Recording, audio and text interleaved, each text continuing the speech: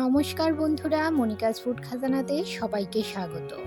আজ তৈরি করব নরম তুলতুলে ভীষণ টেস্টি তালের বড়ার রেসিপি। আমি যেভাবে তালের বড়া তৈরি করব সেভাবে বানালে তালের বড়া ৩-৪ দিন পর্যন্ত নরম থাকবে। ভিডিওটি দেখতে থাকুন, সঙ্গে থাকুন। আশা করছি আজকের রেসিপি সবার ভালো লাগবে।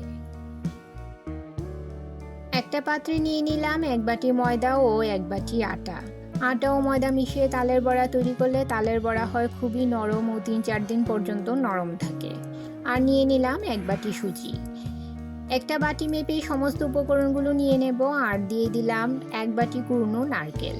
কারো যদি নারকেল পছন্দ না হয় স্কিপ করতে পারেন। আর নিয়ে নিলাম ১ বাটি চিনি। এই চিনিটা আমি মিক্সিতে পাউডার করে নিয়েছি, এতে চিনি তাড়াতাড়ি মিশ্রণের সঙ্গে মিশে যাবে। আপনারা যে যেমন মিষ্টি পছন্দ করেন সেই অনুযায়ী চিনির পরিমাণ বাড়িয়ে কমিয়ে নিতে পারেন। আর দিয়ে দিলাম হাফ চামচ পরিমাণ নুন। নুন দিলে মিষ্টিটা ব্যালেন্স হবে। এবারে সমস্ত শুকনো উপকরণগুলো একটা চামচের সাহায্যে ভালো করে মিশিয়ে নেব। এবারে এতে দিয়ে দেব তালের পাল্প। তালের পাল্প কী করে বের করতে হয় সেটা আমি তালের কদম পিঠের ভিডিওতে দেখিয়েছিলাম, তাই আজকে আর দেখালাম না। যারা দেখেননি ডেসক্রিপশনে আমি লিঙ্ক দিয়ে দেব, ডেসক্রিপশনে দেওয়া লিঙ্কে গিয়ে দেখতে পারেন। এখানে আমি প্রায় ৩ বাটি তালের পাল্প নিয়েছি। একটু ঘন তালের পাল্প নেওয়ার চেষ্টা করবেন, তাহলে বেশি পাল্প ব্যবহার করা যাবে।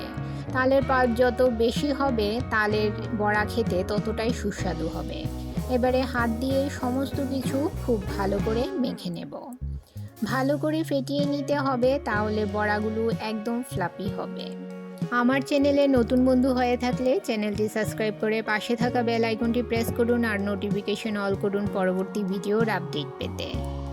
বন্ধুরা, যারা এই পর্যন্ত ভিডিওটি দেখছেন অথচ একটা লাইক দিতে ভুলে গেছেন, তাদের কাছে অনুরোধ, প্লিজ একটা লাইক দিয়ে ভিডিওটি কন্টিনিউ করুন। আপনার একটা লাইক পৌঁছে দিতে পারে আমার রেসিপি আরও বহু মানুষের কাছে। তালের বড়ার ব্যাটার তৈরি হয়ে গেছে, এবারে ঢাকা দিয়ে একটা সাইডে রেখে দেব হাফ অ্যান আওয়ারের জন্য।